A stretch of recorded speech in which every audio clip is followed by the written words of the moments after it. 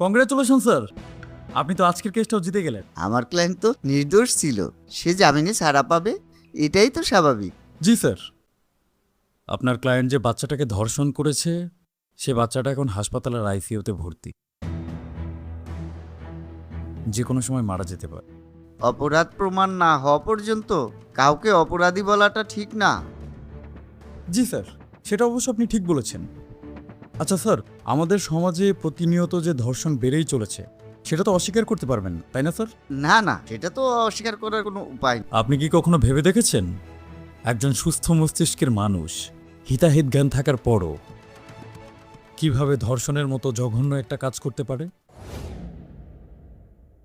আমার কি মনে হয় জানেন স্যার, একজন মানুষ যখন ধর্ষণের মতো ঘৃণিত কাজ করে তখন তার মাথায় একটা স্ট্রং সিগন্যাল তৈরি হয়, যে সিগন্যালটা থেকে তাকে তার ধর্মও দূরে সরাতে পারে না, তাকে তার পরিবার, স্ত্রী, সন্তান কোনো চিন্তায় আর দূরে সরাতে পারে না। সে তখন রাক্ষস হয়ে যায়। আর এই স্ট্রং সিগন্যাল থেকে সেই মানুষটাকে দূরে সরানোর জন্য একটা অ্যান্টি সিগন্যালের প্রয়োজন। স্যার, আপনার কি মনে হয় এই অ্যান্টি সিগন্যালটা কি হতে পারে? কি হতে পারে তুমি বলো?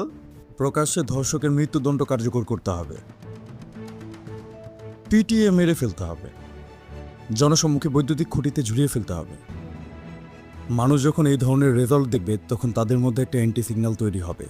সবাই জানবে ধর্ষণের ফল ভালো না, ভয় পাবে মানুষ। বিশ্বাস করেন স্যার, আর কেউ এরকম করবে না। তুমি ঠিক বলেছ। সমস্যাটা হচ্ছে সবার মধ্যে একটা সাহস ঢুকে গেছে, সবাই জানে কোনো বিচার হয় না। আচ্ছা স্যার, যখন ধর্ষণের আলামত প্রমাণিত হয় তারপরে এই বিচারটা করতে 90 দিন লাগার কি কারণ? আমার মাথায় ধরেন। এটা অবশ্যই ভাবার বিষয়। জি স্যার, আজকে ধর্ষকের মতো ঘৃণিত পশুরা যে আমাদের সমাজে খোলামেলাভাবে ঘুরে বেড়াচ্ছে সেই দায়টা কিন্তু কোথাও না কোথাও আমাদেরই স্যার। আমরাই তাদেরকে বেশি সাহস দিয়ে ফেলেছি। একটা সভ্য সমাজে দিনের পর দিন ধর্ষণের পরিমাণ কিভাবে বাড়তে পারে স্যার? উল্টো তো কমার কথা ছিল। বিষয়টা যথেষ্ট ঘৃণিত, এর বিচার হওয়া অবশ্যই উচিত। একটা কথা সবসময় মনে রাখবেন, বন পুড়লে ঘর কিন্তু বাদ যায় না। আজকে একজনের সন্তান, একজনের স্ত্রী ক্ষতি হয়েছে, কালকে আমার আপনার হতে পারে।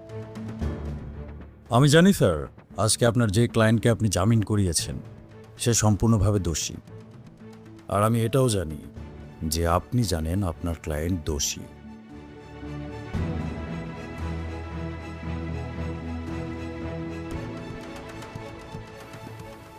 তারপরও কংগ্রেচুলেশন স্যার।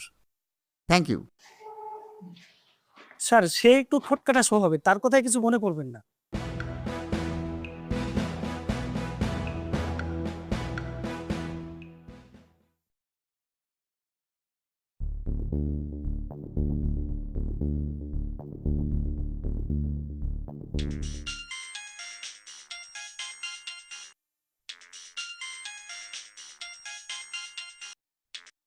স্যার, সর্বনাশ হয়ে গেছে, বিশাল বড় একটা সর্বনাশ হয়ে গেছে। সর্বনাশ হয়েছে মানে? স্যার, সর্বনাশ হয়ে গেছে স্যার। কি সমস্যা, খুলে বলো। স্যার, কারা জানি আপামনিরে বাসার পিছনে ড্রেনের মধ্যে ফালাইয়া গেছে।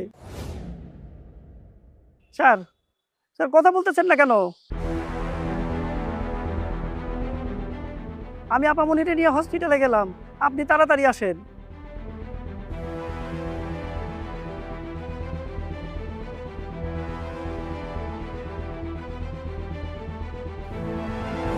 বাবা, আমি বের হচ্ছি। আমার ফ্রেন্ডদের সাথে একটু ঘুরতে যাওয়ার কথা ছিল। যখন তখন যেখানে সেখানে যেতে নেই, দেশের অবস্থা কিন্তু ভালো না। দেশের অবস্থা খুবই ভালো বাবা, আমার কিচ্ছু হবে না। যে দেশে তোমাদের মতো সৎ নিষ্ঠাবান আইনজীবী রয়েছে সেই দেশে চলাফেরা করতে কিসের ভয় বাবা? আমার কিচ্ছু হবে না বাবা। আজকে ধর্ষকের মতো ঘৃণিত পশুরা যে আমাদের সমাজে খোলামেলাভাবে ঘুরে বেড়াচ্ছে সেই দায়টা কিন্তু কোথাও না কোথাও আমাদেরই স্যার।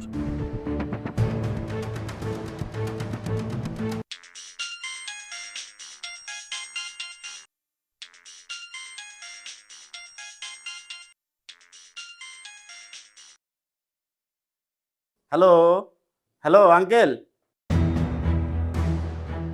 আঙ্কেল কথা বলেন না কেন? আমার মামলা নিয়ে অনেক কষ্ট গেছে, তাই না আঙ্কেল? ঘটনা কিন্তু আর একটা ঘটায় ফেলাইছি আঙ্কেল। কোনো সমস্যা নাই আঙ্কেল, টাকা আমি আগের চাইতে বাড়াই দেবনি আঙ্কেল, কিন্তু জামিন আমার একদিনেই লাগবো। আর আঙ্কেল এই মামলায় এত কষ্ট হবে না, আগেরটা তো পিছিয়ে ছিল, এটা বড় আছে।